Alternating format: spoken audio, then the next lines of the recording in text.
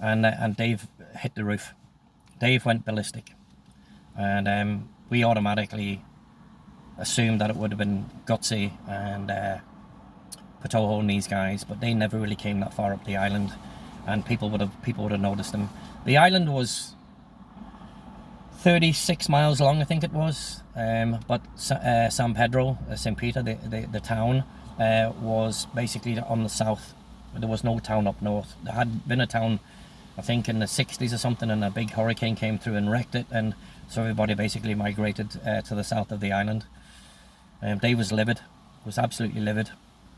The radio had been stolen off the boat. We had a radio that was in a little console where the steering wheel was, and they had taken the aerial, and they had also taken the radio, which was quite an expensive radio back then. I think it was around about $300. It was a marine band radio, so that had gone missing. They cut the cables, the power cables, the accelerator cables to the engines from the throttles, and they had also David's canopy folded down. When you opened it, it slashed it, so the whole canopy was slashed. So they did quite a bit of damage to David's boat. I got my fins and mask on. I jumped into the water, and I counted about 30 small quarter-inch drill bit holes that had been done. It was probably done by an awl. It wouldn't have been done by a drill, so it was probably done by a wood awl, and yeah, it wasn't good. So I had seen on a Jacques Cousteau program years and years ago that they had small holes in the boat, and they busted corks into it, champagne corks, and it seemed to do the trick. So what I did was I told Dave about this, and I went up to Sue at the house and told her what had happened, and Sue had said that she had some champagne corks from a few months ago from parties and stuff, and so I got some of them. I got some glue, some marine wood glue, went down, and once the boat had basically had emptied a lot of the water out, just basically almost above the water line, I got into the water, glued the cork, chipped it down, and tapped them in, which seemed to really do the trick. So I spent a couple of hours doing that and getting the boat ready, and basically trying the best to do what was happened.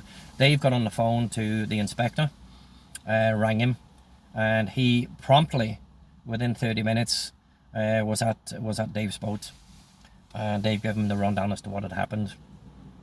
Dave also had mentioned about Patoho and Gutsy and Sabbath and Freddie giving a shit in Fritos and following us up the beach.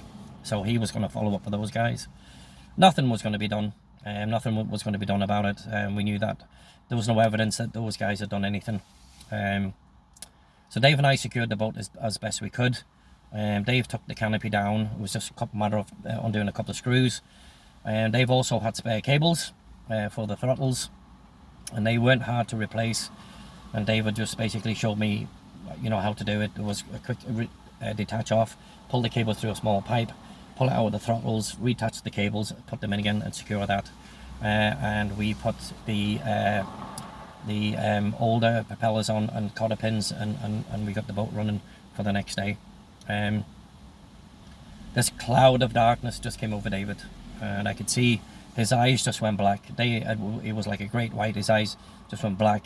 The whole fun in David's face basically just disappeared. And I had asked David, I said, David, is this because of me? Is this because of the crap that's gone on down there? And he says, no, Col. He says, this has been, this is a long running feud with, me and Patoho, and it needs to be set to bed.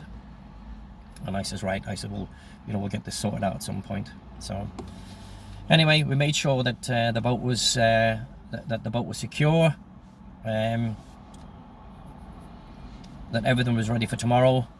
I says to Dave, fuck it. I said, I'm going to sleep on the boat tonight. I said, I'm going to sleep on the boat tonight. And I said, I'll fucking, If anybody comes down that fucking dock, they're going to get it. And Dave had an aluminium baseball bat in the house, and a glove and some balls that he used to play with Connor. I says, I'm taking that fucking bat and I'm staying down here. And I says, and if anybody comes, I said, I'm going to fucking beat them to death. I'll take them out of that fucking reef and I'll sink them over the fucking reef. I was absolutely fuming. It wasn't my business and it wasn't my boat, but I felt how Dave felt. I just thought that, you know, it just wasn't on. It wasn't on to do that. So Dave went back to the house. I went back with him. It was daylight, so nothing was going to happen. This shit would have been done at night time, when there would have been nobody walking around, probably early hours in the morning.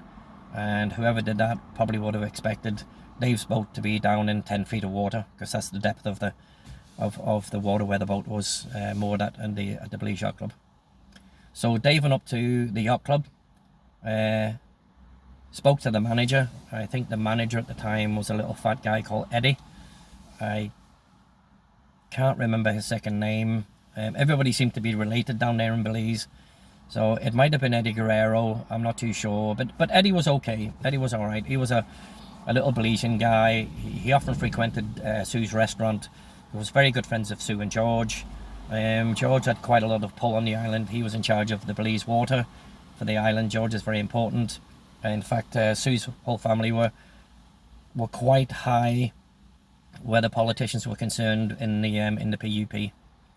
So George had a lot of pull, and George is gonna look into this and get something done about it. Now, George was very slow at doing things, but George is very precise and meticulous. And if George said he was going to do something, then George would get it done. So he had a chat with David. He had a chat with me to find out what the damage was. We didn't have cameras back then. We didn't have mobile phones. We couldn't take pictures of video or anything like that. We had those little wind-on cameras that you basically took and you sent them in, and 3 or 4 weeks later you were lucky if you got your photographs back, especially down in Belize, or they didn't come back developed. They'd be underdeveloped, and they were just shit basically. To get anything like that done, they had to be sent to the States, and that would have been 6 to 8 weeks for that to be done.